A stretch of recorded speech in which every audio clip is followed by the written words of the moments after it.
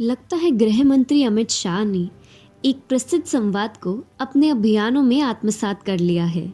Risk है तो इश्क है, यानी जोखिम है तो मजा है। हाल ही में तमिलनाडु के दौरे पर जिस प्रकार से उन्होंने पदयात्रा की और उनके स्वागत में हजारों लोग उमड़ पड़े, उससे स्पष्ट पता चलता है कि वे जानबूझकर उन राज्यों पर अपना ध्यान केंद्रित कर रहे हैं जहां भाजपा सत्ता में कभी नहीं आई है और जहां वे अपना जनाधार मजबूत करना चाहते हैं। अमित शाह ने हाल ही में चेन्नई का दौरा किया था, जहां उन्होंने प्रोटोकॉल को तोड़ते हुए पदयात्रा की। उनसे मिलने न केवल भारी संख्या में लोग पधारे, बल्कि उन्होंने अमित शाह के साथ पदयात्रा में भी हिस्सा लिया। अमित शाह ने स्वयं इस अभूतपूर्व यात्रा के बारे में लिखते हुए बताया, तमिलनाडु में होना हमेशा शानदार रहा है। इस प्यार और समर्थन के लिए चेन्नई को धन्यवाद। लेकिन यह महज संयोग नहीं है कि अमित शाह ने तमिलनाडु का दौरा किया है, बल्कि इसके पीछे एक बहुत ही सोची समझी हुई रणनीति है। इस बारे में टीवी9 भारतवर्ष के न्यूज पोर्टल ने विस्तार से अपनी रिपोर्ट में बताया है। रिपोर्ट के अंश अनुसार अगले साल पश्चिम बंगाल, केरल, असम, तमिलनाडु और पुडुचेरी में विधानसभा चुनाव है। अब पश्चिम बंगाल और तमिलनाडु दो ऐसे राज्य हैं जहां गंभीर चुनौती है और मुकाबला भी कठिन है।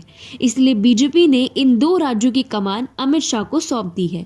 हालांकि उनके साथ जेपी नड्डा और बीजेपी के सेकेंड रैंक के महारथी कैलाश विजयवर्गीय, अमित मालवीय, सुनील देवधर, विनोद सोनकर, दुष्यंत गौतम, विनोद तावड़े, हरीश द्विवेदी आदि शामिल है। इसे साफ है कि बिहार जैसे राज्यों में चुनाव के दौरान जेपी नड्डा के भरोसे पार्टी ने चुनाव जीत लिया, पर अमित शाह को अब केवल कठिन और चुनौतीपूर्ण मामलों में ही पार्टी की कमान दी जाएगी। लेकिन भाजपा केवल वहीं तक सीमित नहीं है, अपितु वे राजनीतिक पार्टियों को उन्हीं की भाषा में जवाब देने की भी पूरी व्यवस्था कर रही है। लोकसभा चुनाव में अधिकांश सीटें जीतने वाली अलगाववादी पार्टी डीएमके के हौसले इस समय काफी बुलंद है और ऐसे में भाजपा धीरे धीरे उसका जनाधार उसके पैरों से खींचने के लिए पूरी तरह तैयार है। उदाहरण के लिए अभी हाल ही में डीएमके के पूर्व सांसद केपी रामलिंगम भारतीय जनता पार्टी में शामिल हो गए हैं। इसके अलावा भाजपा ने न केवल सत्ताधारी एआईएडीएमके के साथ अपने संबंध मजबूत किए हैं, अभी तो डीएमके को चलाने वाले करुणानिधि परिवार में भी सेंध लगाने की व्यवस्था कर दी है। डीएमके के वर्तमान प्रमुख एमके स्टालिन के बड़े भाई एमके अलागिरी के साथ इन दिनों भाजपा की काफी बातचीत चल रही है और ऐसा मानना है कि यदि सब कुछ सही रहा तो भाजपा जल्द ही उन्हें अपने पाले में शामिल करा सकती है, नहीं तो अलागिरी का समर्थन तो अवश्य ही लेगी। ऐसे में यह कहना गलत नहीं होगा कि इस बार बंगाल के साथ अमित शाह ने तमिलनाडु में भी अपना जनाधार मजबूत करने का निर्णय ले लिया है। इसमें कोई दो राय नहीं है कि अमित शाह बंगाल की तर्ज पर तमिलनाडु में अपना चुनावी अभियान चला रहे हैं।